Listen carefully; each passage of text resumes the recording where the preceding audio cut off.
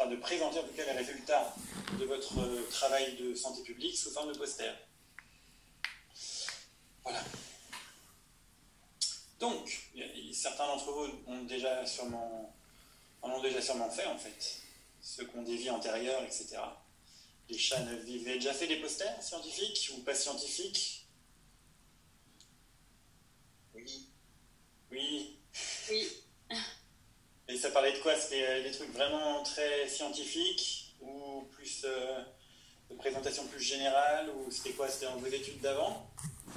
C'était dans mon lycée et puis en présentation du mémoire. D'accord. Du mémoire de quoi?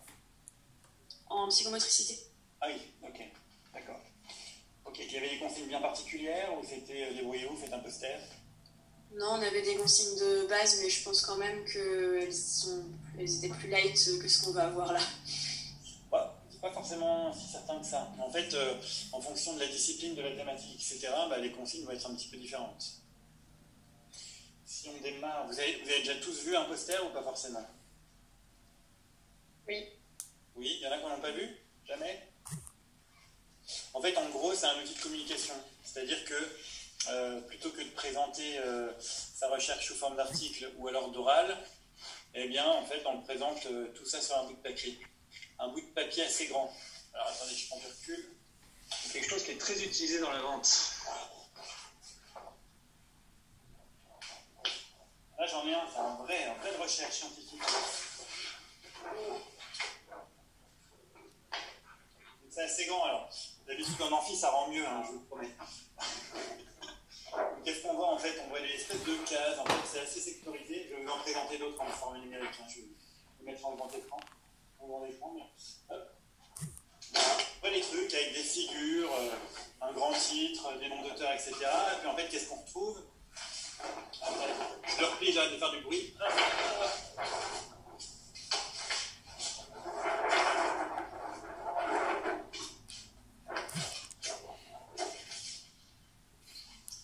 On y retrouve une structure qu'on a déjà vue, qui est la structure IMRAD, avec introduction, matériel et méthode, résultats, analyse et discussion.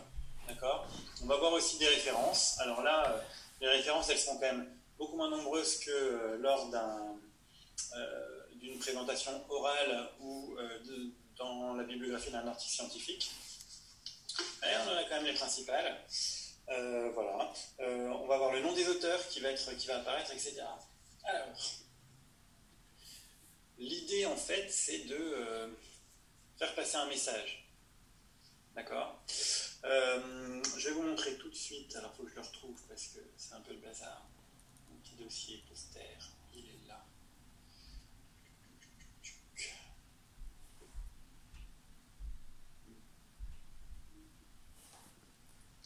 Si, allez, je vais vous partager ça. Je vais vous montrer ce que c'est qu'un poster scientifique.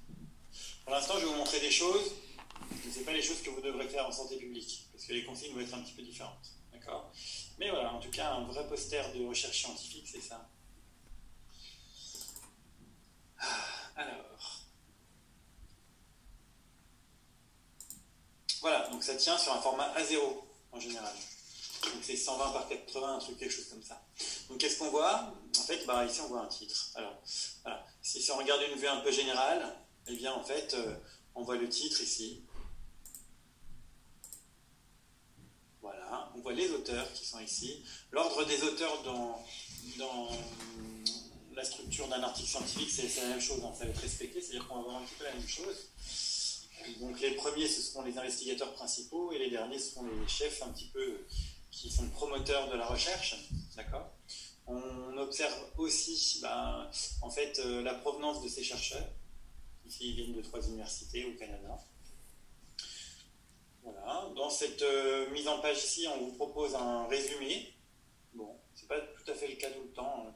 Des fois, le résumé est mélangé avec l'introduction. D'accord? Et ensuite, on voit l'introduction qui dispose un peu, avec ce résumé ici, du contexte un peu général de l'étude. Et puis après, un peu comme l'introduction d'un article scientifique, et bien du coup, c'est un peu conçu un résumé. On obtient, si on regarde un petit peu plus proche de cette introduction, et bien en fait, on va avoir les objectifs d'accord, qui découle de la question de recherche. La méthodologie employée, bon, alors là c'est de la... Ils font de la RTQ-PCR, ils font, en fait c'est de l'immunohistochimie, etc. Donc c'est des, voilà, des manipulations où ils vont muter des gènes d'une souris, etc. Donc c'est vraiment très fondamental. Hop. Voilà, et puis après on a les résultats, avec des beaux graphiques comme ça, où ils essayent leur mutation, etc. Alors, ce qui est intéressant de voir, c'est que on voit, faut avoir déjà un petit peu le réflexe, hein, c'est-à-dire que quand on va avoir des résultats comme ça, on a des histogrammes, des graphiques, on voit des petits écarts-types, des choses comme ça, des espèces d'accolades ici avec marqué NS, d'autres avec des petites étoiles, etc. Voilà, où en fait on observe déjà en fait des trucs un petit peu statistiques. Voilà. Ici, pour agrémenter le tout, ils ont fait des colorations avec, je pense, de la luciférase et des choses comme ça, où ils colorent des parties particulières de la cellule, ou en tout cas dans le tissu, ainsi de suite, avec les traitements, etc. Enfin, voilà. Donc ça, ce sont les résultats qui sont présentés avec, vous voyez, hein, donc ils présentent les résultats et ils annoncent donc la légende, etc., qui présente ces résultats de légende. Donc c'est pas quelque chose qui est très rédigé, hein, ça c'est important, d'accord. On voit ici que la part des résultats, alors, elle est assez importante, et puis après les conclusions, voilà, du coup, voilà, ici, dans ce mode de présentation, alors ça dépend du congrès dans lequel est présenté aussi ce poster, c'est que cette partie conclusion pourrait être aussi appelée discussion, et en fait, ils vont donner les résultats principaux, et puis les perspectives. Voilà, Future Directions, oh yeah. Et puis, comme la dernière fois, des remerciements. Ok. Et puis les références, et là il y en a 4. Donc c'est pas beaucoup, mais ce sont les principales. D'accord? Très bien. Ça, globalement, c'est un petit peu le plan d'un article scientifique. Alors ça veut dire que il faut quand même être un petit peu habitué à ça. C'est-à-dire que finalement, quand on regarde comme ça, de prime abord, en fait, on commence par quoi? Si on n'était pas guidé par les titres, on serait peut-être on serait plus attiré par les photos du milieu, et puis après on reculerait pour voir, ah oui, alors attends, ce qu'ils ont fait c'est ça, c'est la méthode, etc. Donc voilà, c'est un petit peu ce dont on va discuter aujourd'hui. Alors on n'en a pas pour 15 000 ans, hein, rassurez-vous, pour aller profiter du soleil et courir un petit peu. Mais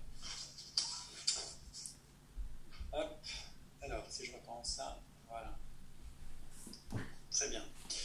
Alors ceux qui ont déjà fait les posters, c'était lu par qui, ou en tout cas observé par qui? Ça pouvait être par des étudiants ou lors de portes ouvertes pour la journée du handicap. D'accord. Ok. Donc en fait, la structure d'un poster, en fait, c'est un peu comme dans la vraie vie, hein. Quand vous discutez avec quelqu'un, vous vous adaptez à lui. D'accord. Si vous discutez avec Pascal Gouilly, vous allez adapter un peu votre langage, quoi. Vous n'allez pas lui dire mais mec, tu dis n'importe quoi, ou dire mais monsieur Gouilly, je ne suis pas d'accord avec vous. Eh bien un poster, c'est un petit peu la même chose. C'est-à-dire qu'en fait, on va s'adapter à notre public. Ouais. Notre public, en fait, il faut s'interroger. En fait, dans la santé publique, ça va être qui le public? Eh bien, ça va être les gens de votre promo. Ça va être vous-même. D'accord. Donc, ce qui est important, c'est un peu de respecter un peu certains codes. Voilà. Les codes vont être finalement, vous savez que vous êtes en première année de kiné, que vous êtes des jeunes adultes, etc. Donc en fait, vous allez avoir, en fait, si vous allez discuter de certaines bases un peu qui s'inscrivent un peu dans les bases de notre métier, etc., vous n'allez pas forcément redéfinir des notions fondamentales de la kinésithérapie. D'accord? D'autant plus que là, dans votre domaine particulier que vous allez traiter et que vous avez déjà traité au premier semestre en santé publique, et bien finalement, tout votre travail de premier semestre, c'était une grosse introduction à votre travail de deuxième semestre.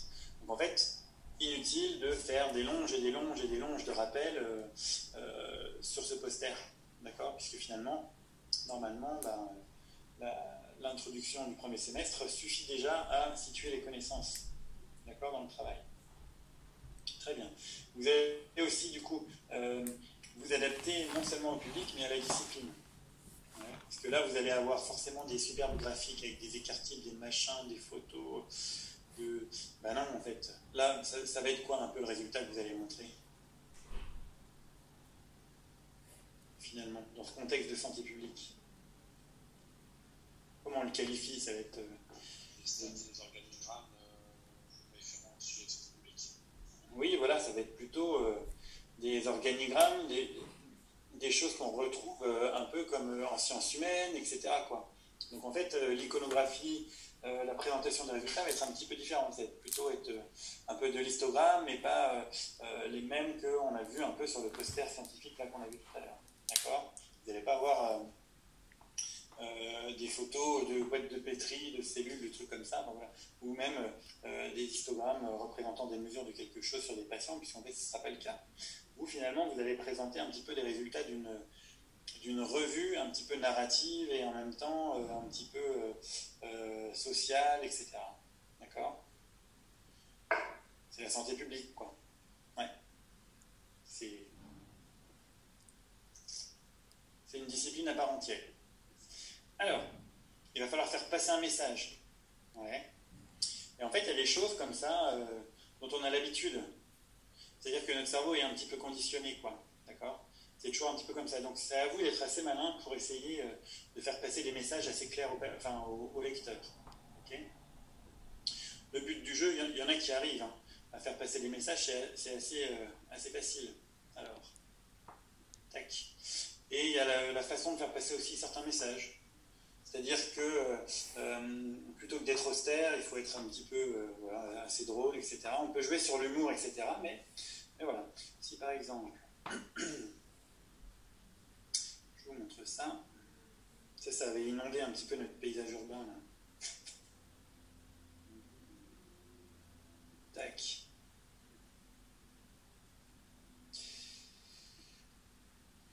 Bah, si je vous montre ça, vous savez de quoi ça parle. Ouais, même sans ce petit merdier là, d'accord? Si je vous montre ça, ben, vous savez aussi de quoi ça parle. Et pourtant, des frites, il n'y a pas que McDo qui en fait, quoi. D'accord? Donc en fait, la ligne éditoriale, une espèce de poster, et c'est comme un peu une affiche, c'est une sorte d'encart publicitaire, quoi. C'est-à-dire que vous avez travaillé sur le sommeil, vous avez travaillé sur le sida, etc. Ben, tout ça, en fait, votre affiche, quand on la voit, ben, elles doivent se différencier, ne serait-ce que par la thématique et l'iconographie que vous devez... Vous nous avez habitués peut-être à une iconographie particulière lors de votre présentation orale du premier semestre. Et bien, voilà, si ça a bien marché, si ça a plu, etc., bah, vous pouvez continuer un petit peu sur cette lancée et puis garder un petit peu ce fil rouge. D'accord? Et puis après, il y a des messages qui passent comme ça, voilà, avec plus d'humour, plus ou moins d'humour. Là, voilà, j'ai repris un petit peu l'exemple du sida. Voilà. On imagine difficilement Odette utiliser des capotes, quoi. Ouais, surtout Odette, à son âge, qui tient un petit calepin avec des petites croix, comme ça, en tout cas les petits bâtons, qui numérotent jusqu'à 13 874 fois l'utilisation d'un préservatif. Vous voyez? Bon. Donc voilà, ça, on peut, voilà, par le biais, en fait, c'est un petit peu l'idée de cette U8 et puis, en fait, d'être mixé un petit peu à la santé publique, c'est-à-dire voilà, on vous initie à présenter votre travail de manière tout à fait sérieuse, mais qui ne soit pas forcément austère. D'accord? Alors, si on regarde l'autre chose,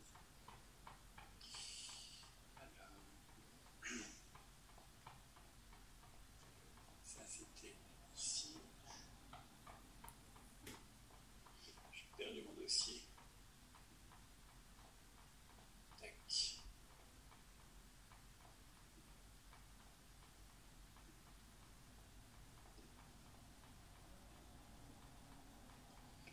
Ça, c'était le poster que j'ai montré. On peut faire des posters pour tout, quoi. Alors, par exemple. Et puis, on a des plus ou moins faciles à lire. Alors, si je prends celui-là.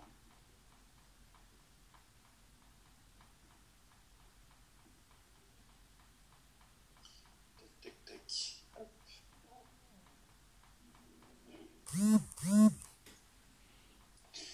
Voilà, on voyage un petit peu. Ça fait du bien. Eh bien, regardez. regardez, si on regarde, ça c'est un poster. Voilà. On distingue plusieurs parties. Il y a plein de... Alors, ce qui nous attire en premier à l'œil, là, comme ça, c'est un peu ce titre. Enfin, en tout cas, c'est la première chose que je vois, moi. C'est voilà, un petit peu blanc, etc. On parle de la biodiversité de l'île de Saint-Martin. On observe ici l'île de Saint-Martin. Et puis finalement, le titre, il est là. Voilà. OK. Ici, finalement, l'auteur, c'est peut-être là qu'il écrit. D'accord. Et puis, on voit un espèce de panel. Alors, c'est assez... voilà, il y a une espèce de maillage qu'on observe ici. Ça fait penser peut-être à une écaille de tortue, enfin, les écailles sur le dos d'une tortue, etc. Et puis, en fait, on arrive à suivre un petit peu, ici, les objectifs. Oh là là, il y a Cyril qui se met en là, je sais pas si tu veux, laisse-moi tranquille. Hop. Voilà. On a les objectifs de travail, un petit peu les méthodologies qui ont été faites, les résultats qui sont là, en tout petit, ok. Et puis les discussions. Très bien. Ici, on voit les logos un petit peu des financeurs, je pense, et puis de l'université qui est rattachée, je pense. Alors, je vais descendre ça sur mon écran, je pourrais faire les petits zooms. Hop. Je vais mettre ça en grand. Voilà. Puis après, les photos des bestioles qu'ils ont pu répertorier dans ces... Voilà. Ici, on observe les auteurs, plus particulièrement les auteurs ici, avec Jean-Philippe Maréchal, François Michonneau, Gustave Paulet, etc. etc. Donc voilà, ça c'est une sorte de poster, c'est assez joli. Les images sont nettes, sont belles, il y a de la couleur, ça attire l'œil. Pour autant, est-ce qu'on arrive vraiment à lire tout? Alors, un poster, en fait, c'est quelque chose qui s'affiche, et puis on doit pouvoir regarder ça à 1 mètre, 1 mètre 20, voilà, et puis on doit pouvoir un peu tout lire, d'accord? Un poster scientifique, alors c'est disposé comment? En fait, finalement, c'est un moyen de communication, comme je le disais, ce sont des résultats scientifiques, et en fait, ça s'est proposé lors des congrès.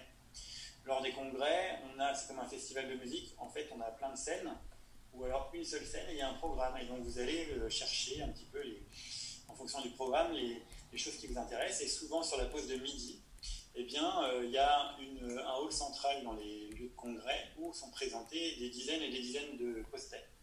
D'accord, où chaque premier auteur fait le pied de grue devant son poster, comme ça, quand quelqu'un arrive, il regarde ses pieds pour éviter d'avoir des questions parce qu'il a un peu peur. Et en plus, c'est souvent en anglais, donc il n'aime pas trop parler en anglais, c'est un petit français comme ça. Et donc du coup, il reste comme ça pendant des minutes et des minutes devant son truc, et puis les gens viennent et puis ils lisent les posters, posent des questions sur les recherches, etc. Et voilà. En gros, on a, c'est pareil, un programme de posters et de sujets qui sont proposés, et puis en fait, au fur et à mesure, en général, on a un espèce d'appât du gain, c'est-à-dire qu'il y a souvent le prix du meilleur poster à la fin du congrès. Donc voilà, en général, ça tient un petit peu en haleine les jeunes chercheurs qui présentent leur travail. Donc voilà. Par exemple, au mois de mai, cette année, là, en juin, donc, devait y avoir à Rennes les JFK, ce sont les Journées francophones de la kinésithérapie. C'est un congrès national qui est biannuel, non, pardon, qui a lieu tous les 2 ans. D'accord. Cette année, ça devait être à Rennes, maintenant ça sera en visioconférence, etc. Et en fait, donc ce congrès-là a fait, à partir de décembre dernier ou novembre dernier, des appels à candidature pour soit présenter son travail sous forme d'oral, soit présenter son travail sous forme de poster. Voilà. Et donc, ces sessions seront organisées. Voilà. Et donc, ils ont une espèce de ligne éditoriale, c'est-à-dire que on devait écrire un résumé du travail, et puis le comité de relecture des JFK était en charge de sélectionner les candidats qui allaient présenter un oral en fonction des thématiques, etc. Alors, ils font souvent des sessions à thème, par exemple rééducation du patient AVC, rééducation de la pathologie traumatologique du genou. Enfin, voilà, il y a plein de petits trucs comme ça. Et puis, voilà, ils arrivent à faire un petit peu, à organiser un programme avec des thématiques qui sont un peu communes pour des sessions bien particulières. Et puis en général, les gens qui collent pas trop, ou alors quand il y a trop de fortes demandes, ou alors sur des projets qui sont peut-être moins aboutis que certains trucs qui ont déjà été publiés, par exemple, eh ben, ils les mettent dans la session poster. Voilà. C'est pas dévalorisant, hein. C'est pas dévalorisant. présenter un poster, ça fait moins peur que de parler pendant 20 minutes devant plein de gens. Hop. Ok. Donc on a ce type de poster-là. Puis on en a d'autres. Tac. Par exemple, des choses peut-être plus économiques. C'est une école en Suisse.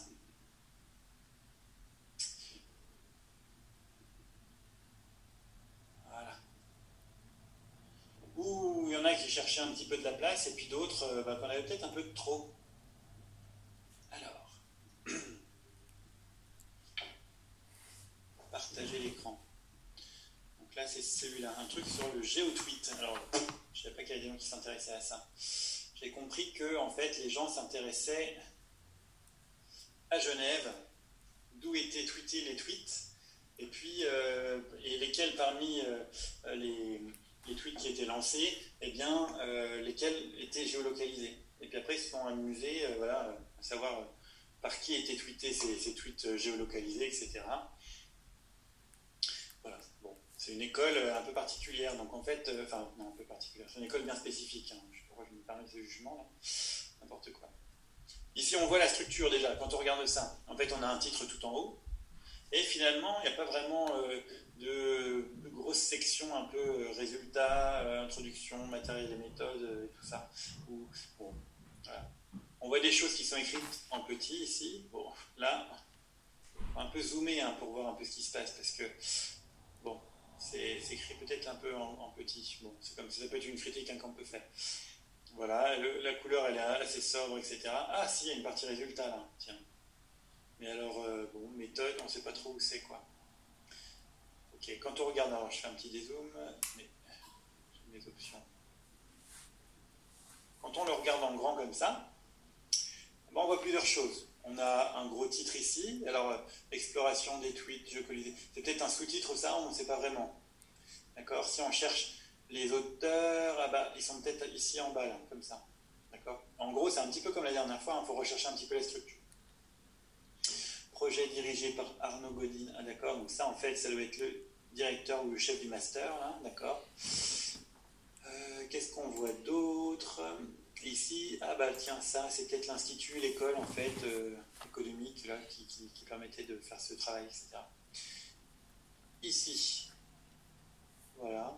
Alors on ne sait pas vraiment ce que c'est alors une map monde, enfin en tout cas une prise de vue, voilà, on voit un lac ici, on parle de Genève, on imagine que c'est le lac de Genève, ouais, d'accord, mais on ne sait pas vraiment ce que c'est, il n'y a pas vraiment de légende à cette figure.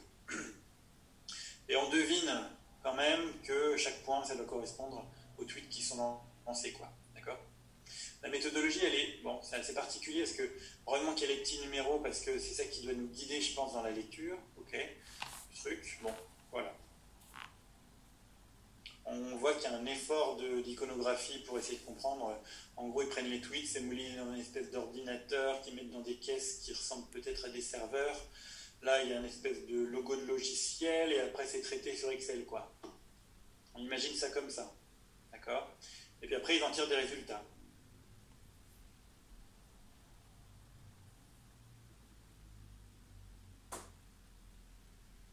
Voilà.